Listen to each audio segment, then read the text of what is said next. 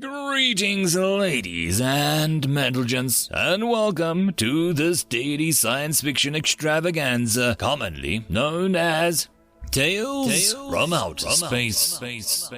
Taken from the subreddit HFY. All the relevant links will be down below.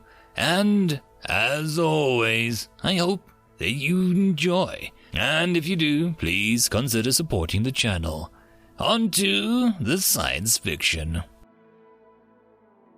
Story number 1. Volunteers, written by radius55. It was an awe-inspiring sight if one had the senses capable of displaying it all. Ships from 27 different species were arrayed in formation a few light years from an ill-defined edge of the spiral arm they all had called home. Many of those craft would have cheerfully blown others out of the black. The fact that none had fired was a testament to just how grave the threat they faced. That threat was moving towards them at interstellar equivalent of a slow crawl, just a few times the speed of light. It consisted of over 700 massive battle globes, ranging in size from large asteroids to small moons, and each simply bristled with weaponry. What they called themselves was a mystery. The exploration ships that had discovered them almost 80 years prior couldn't answer. They had reduced to a fine metallic vapor before even transmitting a greeting, nor had any of the 14 subsequent forces, each more powerful than the previous, been able to discover anything more than the craft were all armed and nearly indestructible.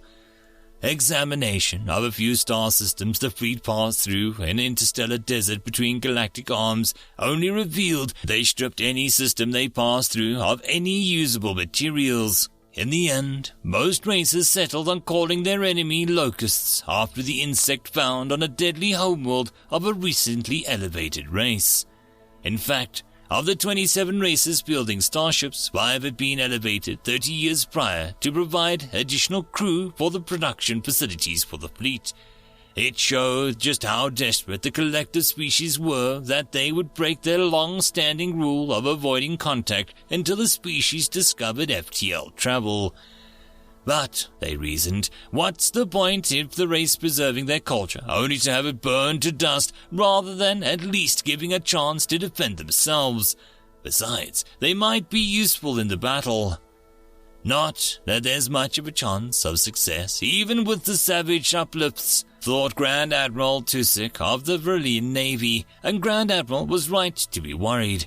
Against even the smallest battle globes of Locust's field, he would need at least 4 super dreadnoughts to achieve parity, and while 1,200 of the craft were under his command, the enemy had at least 700 ships, many of which would take even more firepower to destroy. Still, this was their final chance to stop the oncoming horde. Once the locusts arrived in the spiral arm proper, they would have access to a network of ley lines connecting star systems. With an FTL method no longer hindered by the massive size, the fleet would spread out like wildfire. The most optimistic models gave a mere 50 years between the fleet arriving in the arm and the last civilization being extinguished.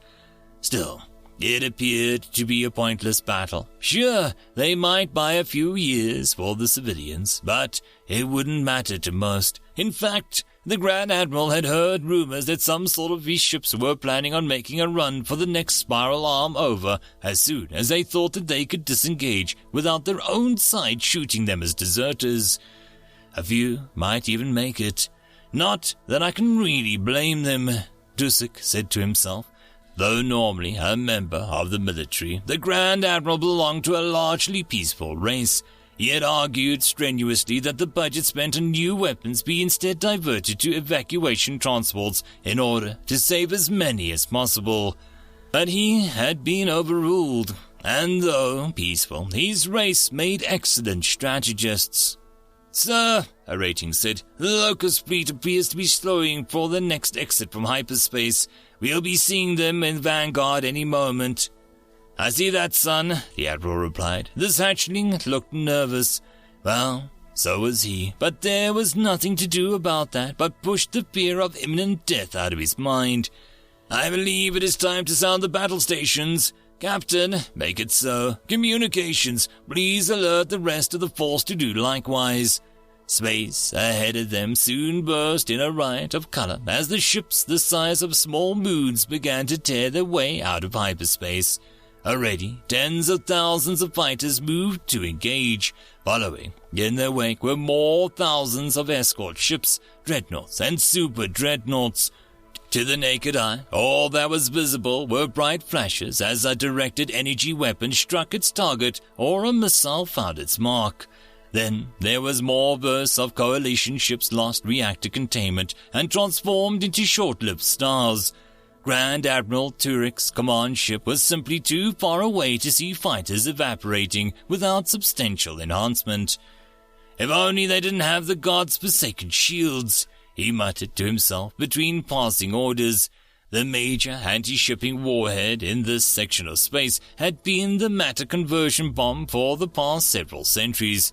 It worked by producing a field approximately 20 meters in diameter that caused any matter to be transformed into a burst of electromagnetic energy. Without even the waste neutrinos one usually got from matter-antimatter annihilation. If one of those bombs detonated on contact with the ship's hull, the total output could generate an order of a petaton detonation. The Locusts had their own answer to the matter conversion bomb. For the outer kilometer or so of armor, their ships projected a QS, or quantum stabilization field. Apart from making basic steel nearly as strong as the top-of-the-line refractory armor, it nullified a matter conversion effect.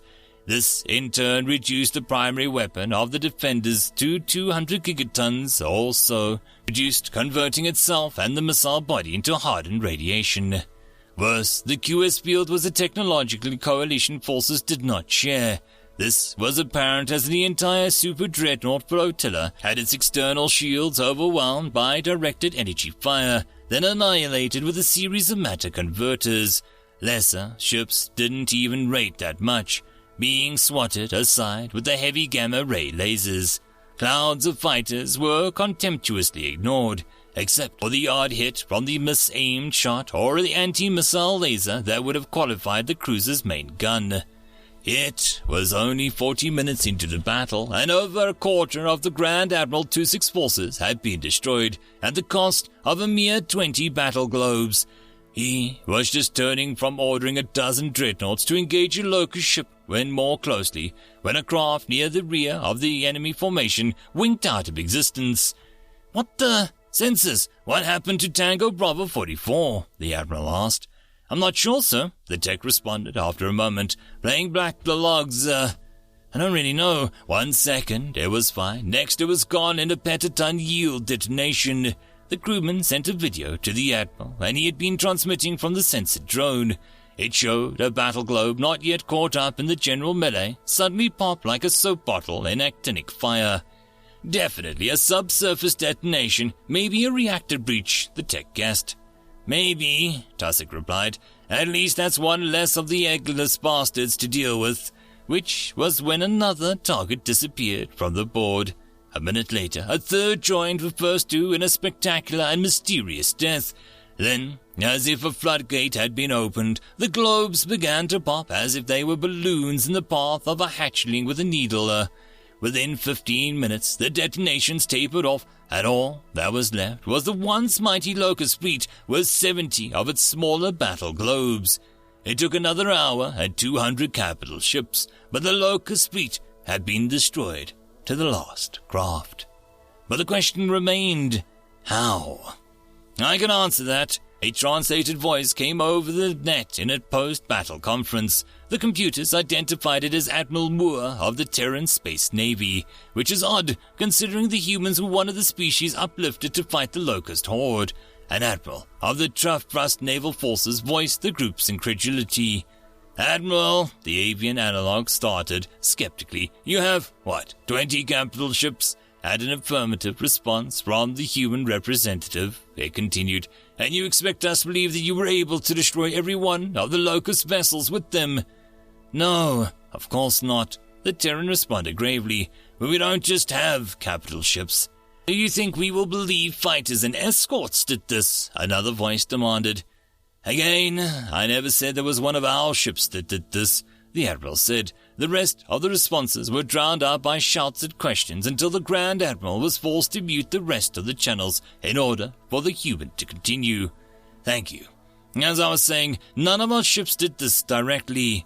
He stressed the last word. We did build a number of stealth ships in the past years. These ships were unarmed. Their cargo was not.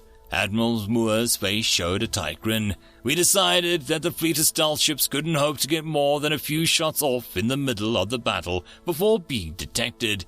And limpet mine large enough to crack one of those globes couldn't stay undetected for long. So, in the time-honored tradition of my planet, we sent in the Marines.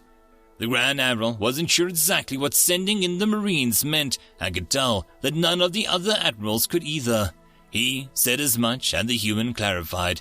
At each locust ship we could reach, while Kraft deployed a heavy company, about 300 soldiers in powered armor. Their orders were to infiltrate the battle globes, use maintenance passages to make their way through the QS fields, and, she paused, taking a breath, detonate a matter conversion warhead. What? Tusek could no longer remain silent. Why didn't you tell us you were planning on something like this? We honestly didn't know if it would work, she said, somewhat sheepishly, and you can honestly say that you would have fought quite as hard if you knew it was only a matter of time before most of the Locust fleet was destroyed. We needed that fighting to mask our presence, and if it hadn't worked this way, the conventional forces could still do the most damage possible. I, for one, would like to meet these brave soldiers. When are they expected to return? I assume they evacuated to the stealth ships, or did you devise some other means for them to escape? The question came from a new voice. Tusek realized then that the rest of the officers had been unmuted for several minutes now. It was only their surprise that had kept them quiet. No, the human replied sadly. I should have been clearer. The men and women in the boarding parties set off the warheads as soon as they broke through the QS interference. There was no escape plan, no way to get lightly armored soldiers out of range of one petaton detonation in time to make a difference. This revelation shocked the collective species to the core. It was silent for almost a minute before a voice spoke up. It was the avian 2st Naval Forces Admiral again. Ma'am, how did you ever get your conscripts to agree to such a thing? Did you tell them escape would be coming, or some sort of conditioning, or, It was cut off by a derisive snort from Moore. We don't conscript our troops. Every man and woman in my fleet has signed up of their own free will. The ones I sent to the deaths doubly so, volunteering for the mission that they knew that they would never return from.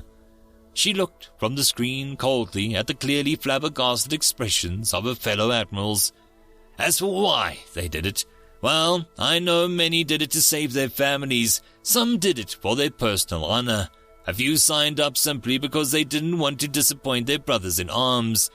But, she paused, and her face split in an evil grin. I know for a fact that every single one of them did it because we'd rather die on our terms with our knife in some scum sucker's gut than run off to some hole in the other side of the galaxy while our home world burns. Now, if you excuse me, she said, the stunned officers, I have quite a few commendations to sign. I'm sure you understand. End of chapter.